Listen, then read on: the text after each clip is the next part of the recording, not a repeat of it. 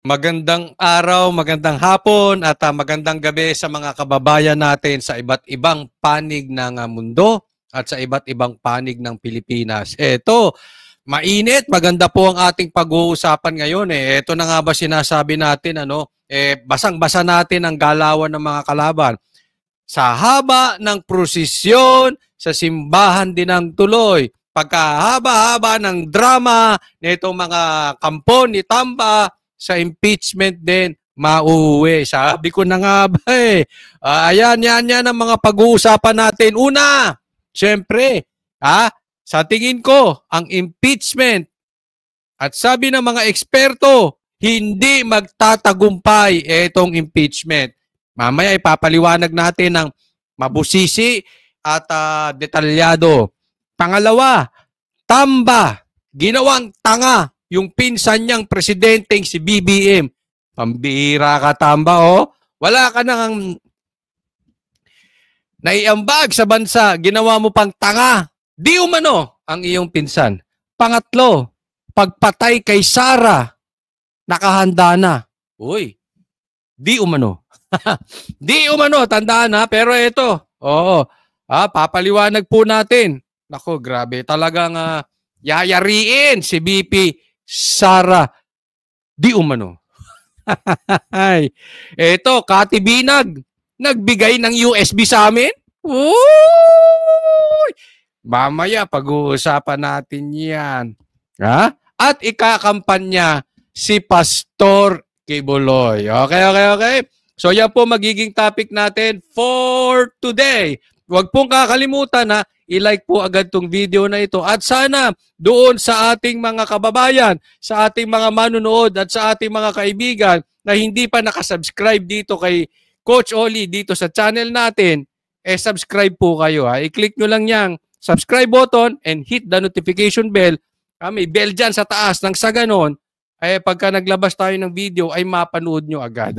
Okay. So, dediretso na po tayo agad sa topic. Siyempre, dahil kay Coach Oli, ang bida ay ang balita. Ito na po. Siya. Ito, pag-usapan natin tong impeachment na ito. Mainit-init pa. 16 na complainant mula sa civil society at religious groups ang naghain ng impeachment laban kay Vice President Sara Duterte. Ito namang mga sisters, impeach pa. Wala na, ayaw mo sila. Karapatan nila yan Pero good luck sa inyo mga sisters. Ito naman si Laila de Lima. Naghain ng impeachment. Ang linis mo. Ang linis ng kamay mo. Nako, may driver ka ba? Hindi. Kasi siyempre, kailangan, pagka malinis ka, kailangan may driver ka kasi madudumihan yung kamay mo pag ikay nagmamanibela. Di ba? May driver ba to sila? Pambira naman. Sige, ang linis mo, Laila de Lima. Wala kang kaso, wala kang kasalanan, wala kang bahid ng droga. Sige, ihain mo pa yan. Opisina ng House Secretary General. Kabilang sa kanila si dating Secretary Ging Deles na nagsilbi sa gabinete ni yumaong Pangulong Noynoy Aquino. Talaga naman nagsanib na ang dilaw at pula. Wag nyo nga kami pinagluloko. Galawan nyo lahat yan. Alam mo, you are all such a loser. Bakit? Kasi hindi kaya ng pula ang Duterte. Hindi rin kaya ng dilaw ang Duterte. So anong ginawa? Sanib. Hindi kaya ng pula ang Duterte. Hindi kaya ni Tamba ang Duterte. Obvious naman. Anong ginawa? Nakianib sa mga komunista. Di umano. Diyan sa mga Jesus, wag na tayong maglokohan. Alam naman na. Yung mga makakaliwa, mga rebel, Jesus! Loser. Ito dapat ilagay sa inyong uno. Mga loser kayo. Sige, pero magsanib kayong lahat. Hindi nyo matitibag si BP Sara at ang 32 million. Posible nga nadagdagan pa yan 32 million Kasi alam mo, marami pang nagalit kay BP Sara noon. Kasama ako doon. Isa ako sa nagalit kasi bakit hindi ka tatakbo magiging presidente ka na? Umanib ka pa kay Marcos. Sabi ko, ayaw ko talaga dyan kay Marcos. Adik yan, sabi ni PRRD. Naniwala ako kay PRRD. Kayo ba naniwala? O, ewan ko sa inyo, ha? O, basta ako, sinasabi ko lang, naniwala ako. Okay? Kaya sabi ko, kayo, sigurado, nadagdagan pa yan si BP Sara. Sige, magsama-sama kayo. Ilan ba kayo? 300 dyan sa kamera. Uwe. O, tingnan natin ang lakas ni BP Sara. Ang pamangkin ni Aquino na si Kiko Aquino D, running priest na si Father Robert Reyes. Pambira, may mga pari pa, tapos mga Aquino, talagang dilawang tae na ito. Ay, pasensya mga sa mga kumakain dyan, ha? Ay, talaga naman, ito mga dilawan na mamayagpag. Oy, inudoro na kayo, hindi nyo ba napansin? Ha? Irrelevant na kayo. Nakisaw-saw naman kayo dito sa ganap. Dahil alam ninyo, ambisyoso si Tamba. Anong ginawa nyo? Inuuto nyo si Tamba. Ginagamit ninyo. Ito namang isa, nagpapauto. Alam mo na nga laos yung mga dilaw na yan eh. Para lang maging relevant. Wala na talaga yan. Hindi makakabalik yung mga yan. Makakabalik lang yan dahil kung paggagawing sekretary ni Marcos, o kaya yan ay gagawin bibigyan ng posisyon, o kaya yan gagamitin sa kamera para pang-atake sa Duterte. Pero kung talagang kukumputin mo yung mga dilawan na yan, laglag na yan. Umiipal na lang yan eh. O, siyempre gamitan. Scratch my back. Hindi ko kaya si Duterte. Sabi ni Martin. Hindi ko rin kaya. Sabi ni Dilima, magtulong-tulong na lang tayo. Kainin mo yung suka mo, kakainin ko yung suka ko. Kainin natin yung mga isinuka natin. O, di ba? O, nako mag-away ang Marcos na yan, di ba? May pinatay nga si Ninoy eh. O, di ba? O, hindi ko sinasabi kung sino pumatay, pero isa yan sa pinagmulan ng EDSA 1 eh, di ba? O, wag tayong maglokohan. Nako. At ang kinatawan ng mga biktima umano ng extrajudicial killings noong Duterte administration. Ang loyalty po ng mga kasama natin ng mga civil society leaders ay sa taong bayan. Loyalty niyo sa taong bayan. Baka sa bundok. Bakit sa bundok? Ewan ko. Gusto nyo maniraan sa bundok? Kayo na lang. Puwe. Uy. Ito ay responsibilidad ng ating pong institusyon. They have to give this complaint a fair chance and a fair day. Ako naman. Teka. Process, and I'm sure the complaint merits na dito sa lower house and then sa upper house to make time. Ang grounds of impeachment na inihain, culpable violation of the Constitution and graft and corruption, bribery, betrayal of the public trust, at other high crimes. 24 ang articles of impeachment, kasama ang hindi... Patayin nyo na kaya si BP Sara. Ganyan din naman ang gusto nyo, ma-eliminate si BP Sara. Hindi naman siguro patayin. No? Pero ang ibig ko sabihin lang, kahit gumawa ng napakabuti si BP Sara, hindi nyo makipupuna. Sasabihin nyo, masamang tao pa rin si BP Sara. Ito ang problema sa Pilipinas. Hindi lang sa politika. Pangkalahatan. Ang laki ng problema natin sa insecurities. Siguro dahil mahirap tayong bansa, pagka mayroong nakakaangat, pagka mayroong maganda, may pogi, may sumisikat, kinaiinggitan. Kasi ganyan si BP Sara eh. Wala nang gagawin. Kaya nga sabi ko, patayin nyo na kaya. Wala, hindi. Kahit anong gawin ni BP Sara, pasasamain nyo sa media. Ma-account na confidential funds ng Office of the Vice President at ng Department of Education noong kalihim pa nito si VP Sara. Isinama rin ng umano'y rig o minanipulang bidding ng laptop at iba pang electronic device sa DepEd. Good at luck. ang kanila'y pagwaldas ng bise ng napakalaking halaga ng confidential at intelligence funds sa 3 termino niya bilang mayor ng Davao City. Binanggit din ang pagkakasangkot umano ng pamilya Duterte sa iba't ibang krimen. Tingnan mo pati nung pagiging mayor niya sa Davao, di ba? Alam mo, ugali na ng gobyerno natin yan. Yung wala nang saysay na kaso, Eh yung kay Pastor Kibuloy nga, yung kaso sa Amerika, dismiss na eh. Kinalkal pa nila dito. Ito, sa Davao, kita nyo naman. Ang ganda-ganda naman ng Davao. Huwag nga tayong maglokohan. Sige nga, ano bang lugar niya mga Quadcom na yan? Si Laila, ano bang lugar niyan? Ay, si Dalper, ano ba itsura ng Laguna? Ano ba itsura ng Leyte? Ano ba itsura ng Ilocos? Eh, huwag nga tayong maglokohan. Ang layo naman sa Davao. Di ba? Yung mga hindi pa taga Davao nagrereklamo. At ang pagbabanta umano ni VP Sara sa buhay ng Pangulo sa Zoom press con niya noong November 23, napapasok daw sa betrayal of public trust at high crimes. Among the articles po are the misuse, the failure to account, the intel. Ito naman si nakiinis ako, napakalinis na itong si Laila. Ano bang ginawa mo dyan sa Bucor? Ano ba? Pero alam nyo, ito masasabi ko, hindi yan magtatagumpay. Ha? Gusto nyo, pustahan pa tayo.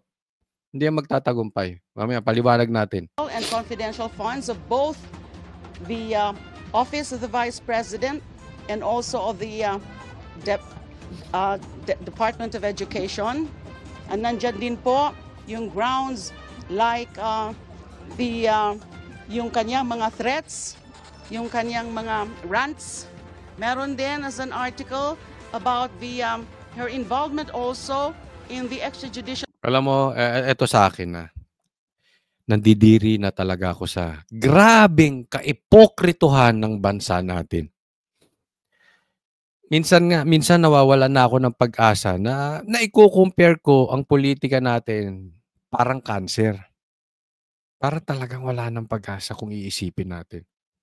Kailangan talaga ng milagro. May isipin mo si Laila de Lima. Biglang napawalang sala. Pagkatapos nun, isa siya sa nagsampa. Isa siya sa kasangkapan sa pagsampa ng impeachment. Galing, no? Hindi halata. Pula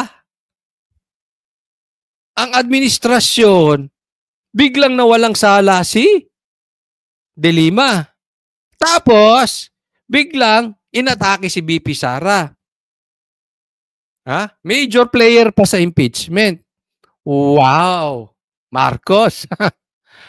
Marcos! Ang galing-galing mo!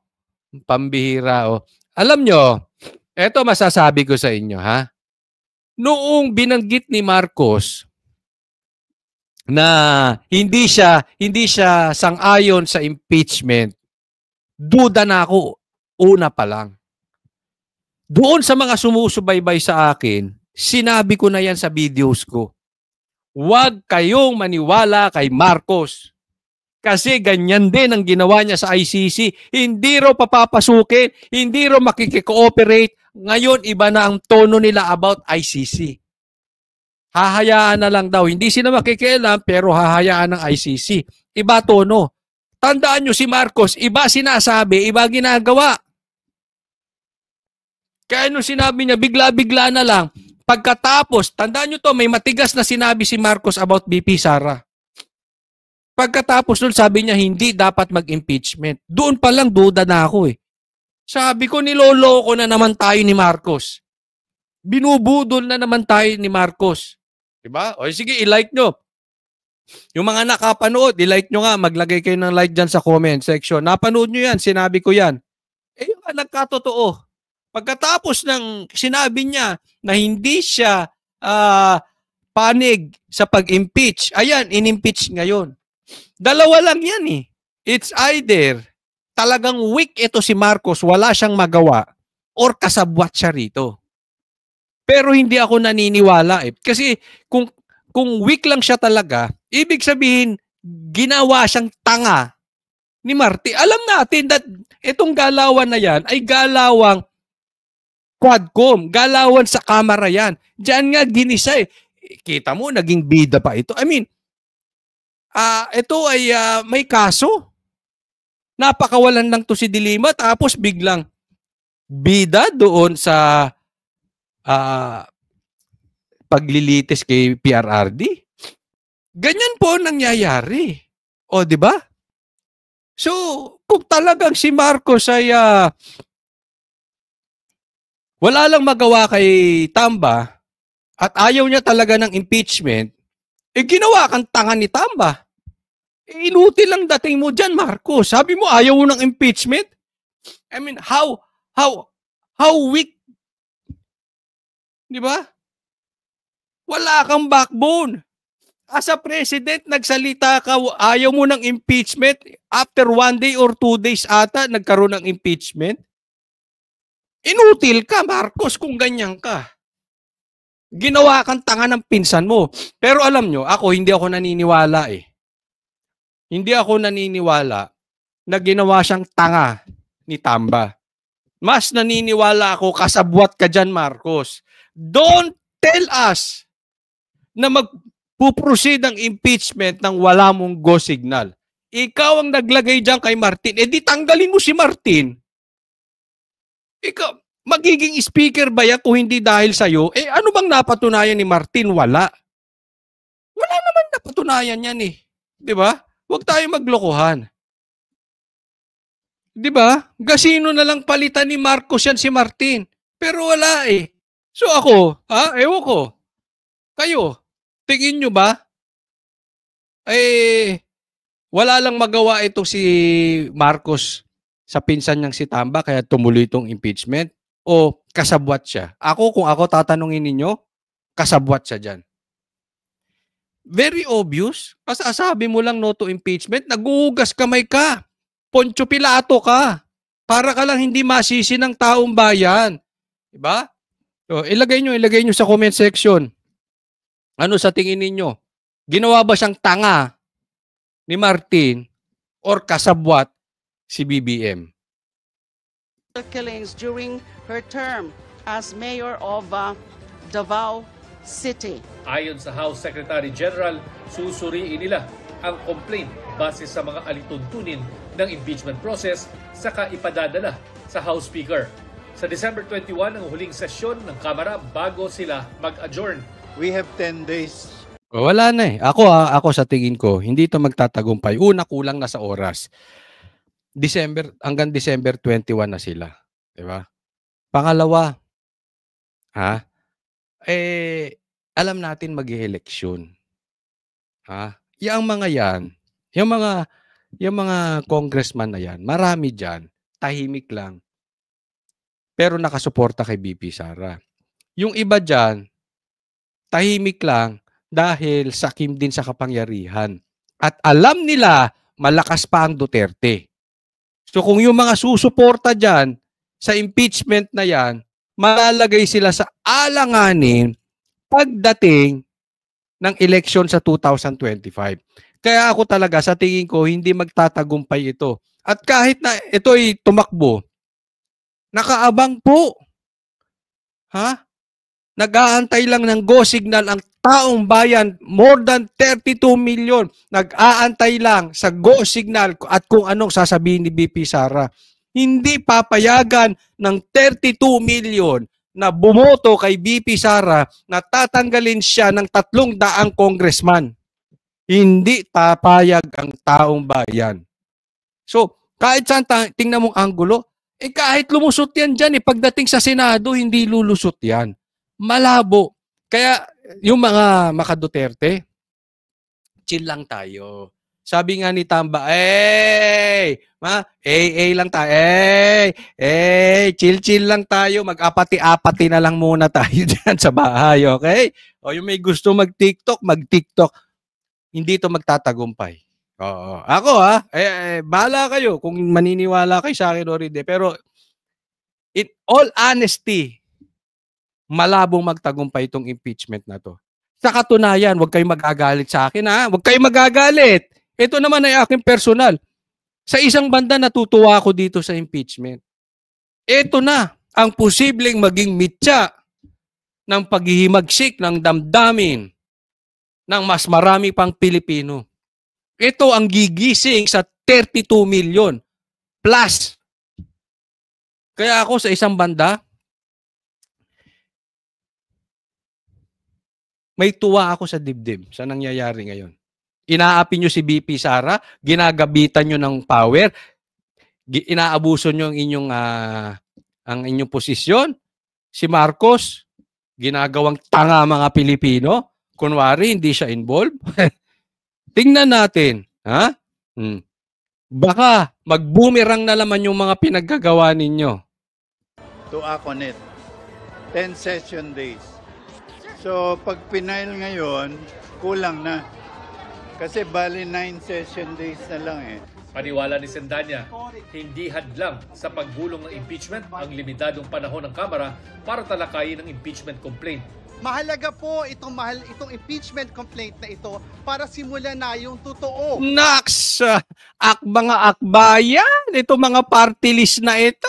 Ito makabayan. Tamba? Nakialyado ka na sa mga makabayan? Di ba? Andun ka na sa to the left, to the left, to the right, to the right. Tamba, napaka-desperado mo naman. Huwag mong ipagpilitan ng sarili mo kung ayaw sa'yo ng taong bayan. Tapos, hahayaan mong gamitin itong mga akbayan, itong makabayan black. Di ba? Isipin mo si Trillanes, ginagamit nyo pa, ginawa nyo pang testigo. Si Castro, ano yan? Convicted child abuser. Ang cheap mo naman, tamba. Pambihira ka. Wala ka na bang maisip? I mean, wala ka na bang utak? Wala kang political strategy? Asa ka sa mga yan? Mga loser yung mga yan eh. Anyway, sige tuloy nyo. Nang magmukha kayong tanga pare-parehas. Na step process towards holding the Vice President accountable. Simple lang naman po ang kailangan natin tandaan. Ano? Kung hindi ngayon, kailan pa? Wow, galing. Kung hindi ngayon, kailan pa? Parang ano lang, ang corny mo. Hindi si VP Sara yung kanina. Kaugnay naman sa umano'y pagbabanta ni VP Sara sa buhay ni na Pangulong Marcos, First Lady Liza Marcos at House Speaker Martin Romualdez, iniurong ng NBI. Teka muna. May balita ako dito kay Lisa. Nagpapaboto. Di ako'y tanong lang. May nagsabi kasi sa akin eh. Oo, mga nasa Alta siya. Alta sa syudad. Nagpapabotox daw. Nagulat nga ako nung sinabi ko, nagpapabotox pa? Patayin niya yung doktor. Hindi ko sinabi. Nagpapabotox pa yan, ganyan na itsura? Pambihira naman, oh. Alam ko yung nagpapabotox, gumaganda katulad ni asawa ng senador. Ay, may nabalitaan na naman tayo. Asawa ng senador? Ay, ito kasi may nakausap tayong Alta. Mahilig daw magparitoke. Tapos, botox. Sabi ko, maganda yun. Hindi, sabi niya. Pag inalisan mo makeup yun, mukhang bakla. Oy, talaga? Oo. Asawa ng senador. Tapos ano sabi pa? Sabi pa ano? Nagdudroga. Pero hindi naman coke. Hindi ka kagaya ng iba. Juts lang, juts. Sino yon? Hindi ko nasasabihin. Kayo maglagay dyan. Lagay nyo sa tingin ninyo. Pero maganda. Hindi ko lang alam kasi hindi ko naman siya nakikita nang walang makeup eh. Kaya hindi ko alam kung totoo bang mukhang bakla pag walang makeup. Naku, grabe. Obsessed daw. Oo. Kailangan manatiling maganda. Obsessed daw sa kagandahan. Pero at least, di ba, may kinaganda. Pambihira, nagbobotox ka. Ganyan pa rin. Pambihira naman, no? Sige, tuloy. Iniurong ng NBI ang kanilang investigasyon sa December 11 matapos hindi sumipot ang bise noong nakarang linggo. Inihatid ng mga tauhan. Bakit ba kasi pinapatawag ng NBI si VP Sara? Vice President yan. Kayo pumunta sa opisina niya. May gusto kayong itanong? Puntahan nyo sa opisina. May gusto kayong imbestigahan? Imbestigahan nyo si VP Sara. Pambira, Vice President, patawag kayo ng patawag. Yung iba nga, pagka mayroong problema, hindi naman yung pinapatawag, iniimbestigahan, pinupuntahan nyo sa bahay, pinupuntahan nyo sa kondo, pinupuntahan nyo sa opisina. Si BP Sara, gusto nyo puntahan dyan? Why? Starstruck, nai-starstruck kayo kay BP Sara? Gusto nyo umepal sa kasikatan? Ng NBI sa OVP sa Mandaluyong kanina ang panibagong sampina para padaluhin si VP Sara. Sinusubukan pa naming makuha ang pahayag ng bise tungkol sa impeachment complaint at bagong sampina ng NBI. BP, malapit na ang ating tagumpay. Diba? Intagal na natin. Ako sinasabi ko na yan eh. Matagal na. Actually, wala pa sila masyadong gitgita ni Tamba. Kakasabi pa lang yan ni Tamba. Nasa live ko na yan. Sinasabi ko na. Ipapa-impeach to si BP Sara. Oh. Kahaba-haba ng prosesyon din dyan ang punta. Baka nga hindi lang impeachment, mamaya yariin pa to si BP Sara. Hindi kasi talagang siguro bawat isa sa inyo meron din kayo kaibigang insecure. 'Di ba? Naka-experience bawat isa sa atin no na insecure. Yung pag makikita niya yung tao parang sira na araw niya. May ganoon 'di ba? Oo, ganyan po sila ka-insecure kay BP Sara. Ikaw ba insecure ka? Tapos may pera ka, may kapangyarihan ka, pwede mong gawin lahat. Talagang i-eliminate nila ito si BP Sara. Para sa GMA. Next po tayo. Ito puntahan natin. Etong next. Pagyari kay BP Sara, kasado na.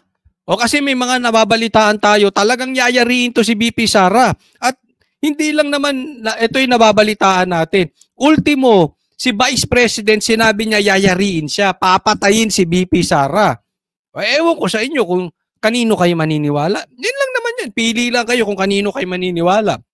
Maniniwala kayo kay Martin, na iilan lang ang mandato ng bayan?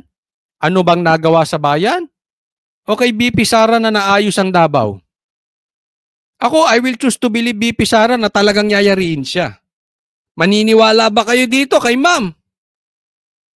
Na hindi siya yayariin? O maniniwala kayo kay BP Sara? Di ba ganun lang yun eh? But in my opinion, may tiwala ako kay BP Sara na talagang papatayin si BP Sara.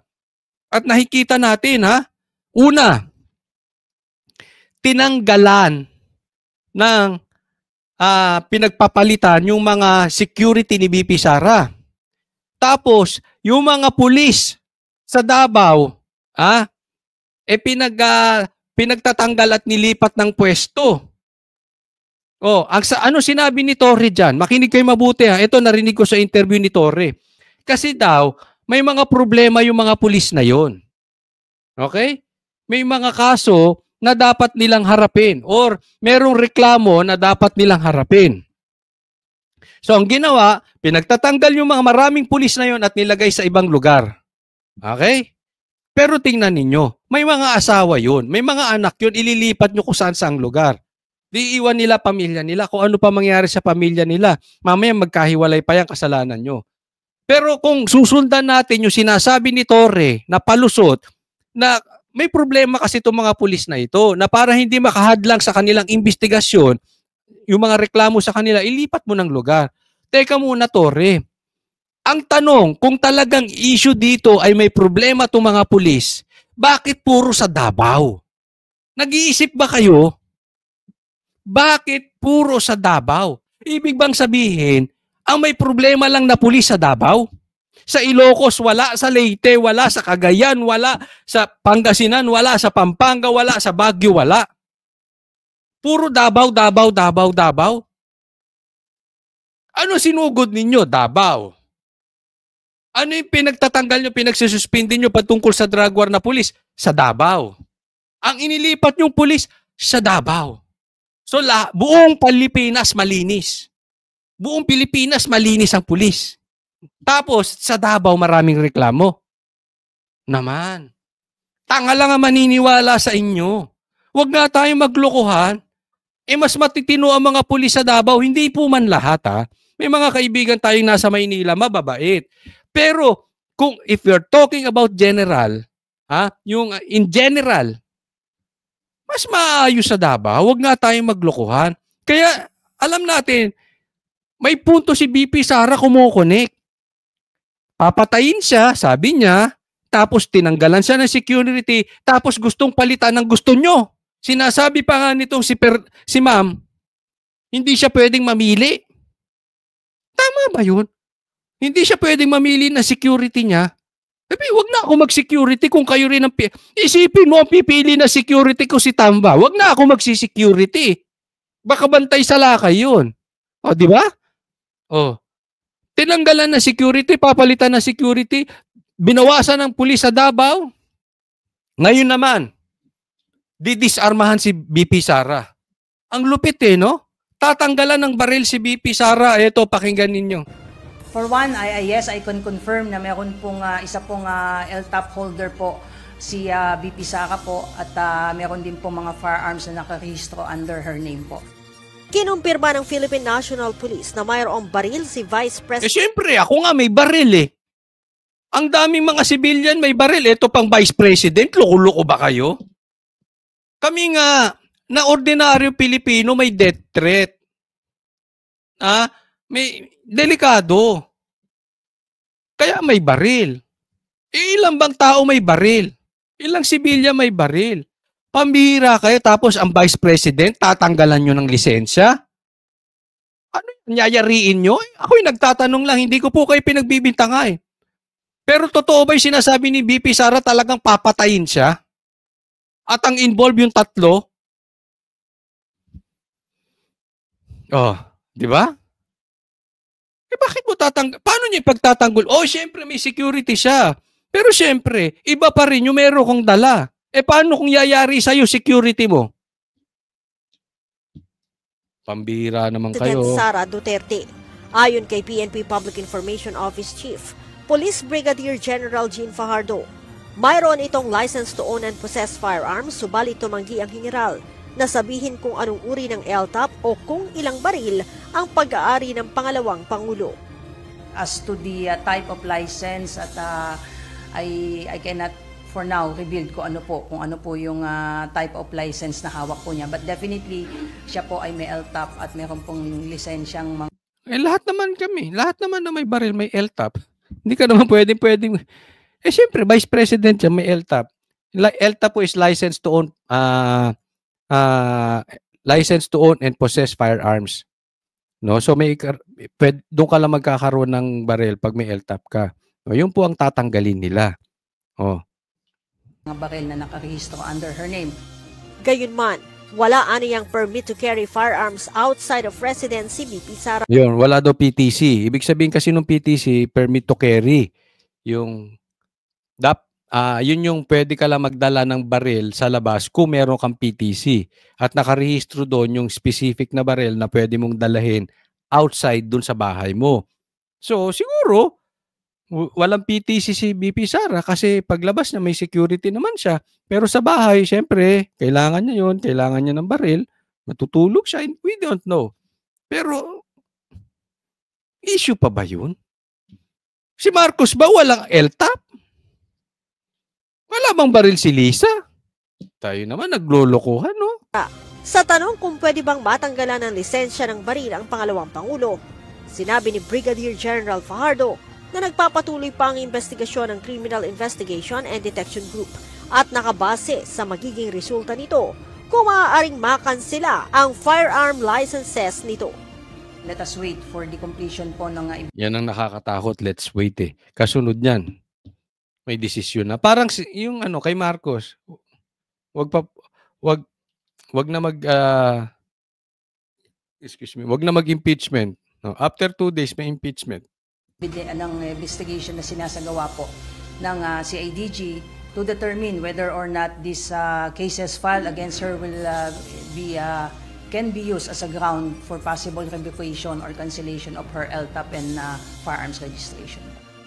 Malinaw naman aniya nakasaad sa Republic Act 10591 o Comprehensive Firearms and Ammunition Law ang mga basihan para makansela ang firearm licenses ng isang gun owner. Samantala, sinabi rin ng PNP na posibleng madagdagan pa ang isasampa nilang reklamo laban sa pangalawang Pangulo at security escort nito. Hindi lamang po sa ating Vice Presidente, lahat po ng may kinalaman po doon sa nangyaring insidente nung nakakaang 2 Sabado po. Nauna na nga po tayong nakapagsampa ng direct assault, disobedience to a persons in authority or their agents at saka yung grave coercion. But alam po natin ang public officers and employees po kapag nasasangkot po to sa anumang krimen, sa criminal case, ay may kaakibat po yan na administrative at civil cases po. So yun po yung tinitingnan po natin dito po sa ginagawa po nating pag-iimbestiga. Leia Ilagan. Alam nyo, grabe, no? Grabe yung paggigipit kay BP Sara. May impeachment na, kakasuhan pa, pinapatawag pa sa NBI, tapos ito pinag-aaralan, tatanggalan ng baril. Patayin nyo na kaya si BP Sara? Baka mamaya yan din ang dulo niyan. Hindi po si ma'am. Hindi po ikaw, ma'am, ha? Yung mastermind, kung sino ang nagpapagulo at nagbibigay ng masamang propaganda, black propaganda dito kay BP Sara, patayin nyo na kaya. Hindi po tayo nagde-death threat dito, ha? Alam kong hindi kayo bobo. Alam kong alam nyo ang ibig sabihin. 'Di ba? Kasi sobra na yung panggigipit nyo kay BP Sara eh. Parang lahat na lang. Baka mamaya, BP Sara, bawal ka nang kumain ng 3 beses isang araw kasi may confidential funds ka. 1 beses ka na lang kakain. Alam mo yung lahat na lang. Lahat na lang pinuna. Alam mo yung mga toxic na tao, ganyan. Yung ang daming issue, ganyan kayo. Toxic kayo. Ang dami yung issue lahat. Lahat issue kay BP Sara. Diyan ba nagagastos ang binayad ng mga Pilipino? Sa panggigipit nyo kay BP Sara at kay Duterte? Hindi na kayo natapos-tapos. Wala na kayong gagawin hanggang 2025 election. Sa bagay, maganda yan. Para makita ng taong bayan, sino ang nanggigipit sa mga Duterte? Alam nyo, malakas pa rin ang mga Duterte. Eto next, pag-usapan natin ha. Yung USB. Hoy, ni Cathy Binag. Ito po yung kanina ay kasama po namin si Cathy Binag at nag-celebrate siya ng birthday kasama ang Banateros dahil na-interview namin siya dyan sa SMNI. At maraming salamat dahil napili ni Cathy Binag na isa sa pagdaluhan niya ng kanyang birthday ay dyan sa SMNI. At thank you sa pagpapaunlak mo sa Banateros. So na-interview ko siyang bahagya, pakinggan po natin. Ito po, kasama natin si Ma'am Cathy. Meron lang po akong konting tanong. Personal. Hindi, joke lang po. Gumaganong ka pa, personal ka pa. O sige, tuloy. Ano pong masasabi nyo kay Pastor Kibuloy?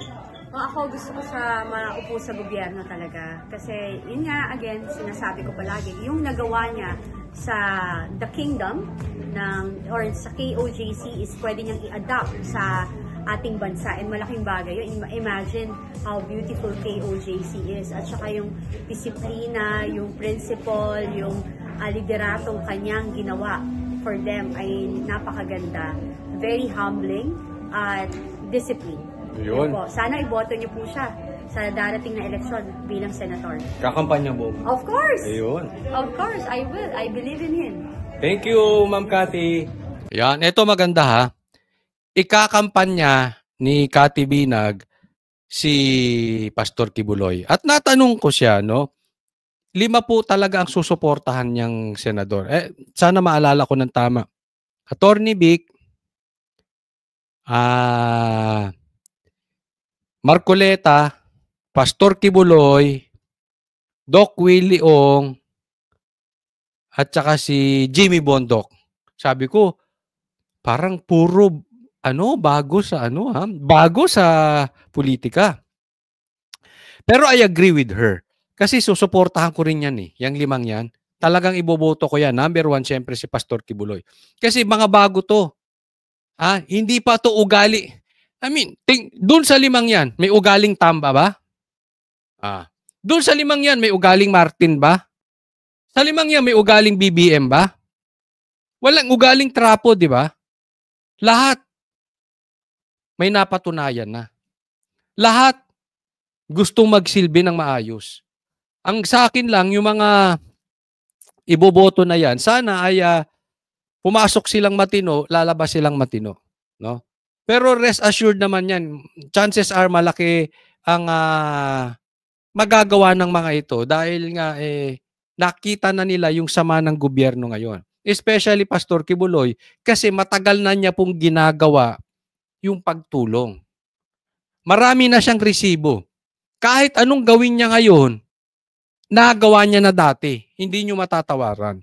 No? Kaya thank you, Kati Binay. Wag Kati Binay, pambira, sorry. Masyado namang maputi si Kati para maging Binay. Kati Binag, bakit pa naging Kati Binay? Kati Binag, masyadong Kati Binag. Kanina na pag-uusapan at tinusubukan namin siyang itempt, no? So tinanong namin about sa USB. Yes, meron daw. At ikakalat na daw po yung USB. Kaya nga sabi ko, ikakalat nyo na, bakit kami wala pa?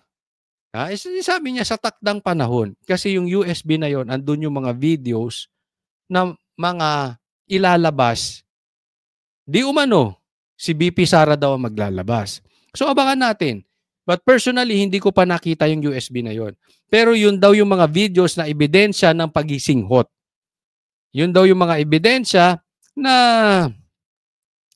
merong karga-kargang bagbag na maleta. Remember this. Si Kati Binag ay eyewitness. Anong ibig sabihin? Nakikita niya mismo kung sino-sino yung mga nagdodroga. Nakikita niya mismo kung sino yung may mga bagbag na maleta ng pera. Hindi po yan kwento na narinig niya kay kanino, hindi yung narinig niya rito, nabalitaan niya rito, na marites niya rito, sabi ng kaibigan, sabi ng kaaway, sabi ng kanegosyo, sabi ng kaklase, sabi ng lahat. Si Kati Binag po ay eyewitness. Nakita niya yan. Alam niyo naman ang iniikutan at ginagalawan na society ni Kati Binag. So sa proper time, lalabas yung USB na yan. So hopefully, soon, bago pa ma-impeach. Pero hindi ako naniniwalang matatanggal si BP Sara. So, ayan. Ayan po, maraming salamat Kati Binag and happy birthday. And hopefully, magkita-kita tayo sa pagkampanya at sa pagtulong kay Pastor Kibuloy dahil alam nating lahat maraming magagawa si Pastor Kibuloy sa ating bayan, sa ating bansa. Maraming salamat po. Huwag po kakalimutan ang programa ng Banatero sa SMNI Monday to Friday, 8 p.m. At huwag niyo pong kakalimutan i-like tong video and subscribe na rin po kayo sa channel ko, Coach Oli News PH. Para sa Diyos at Pilipinas kong mahal, God bless everyone. Maraming salamat po.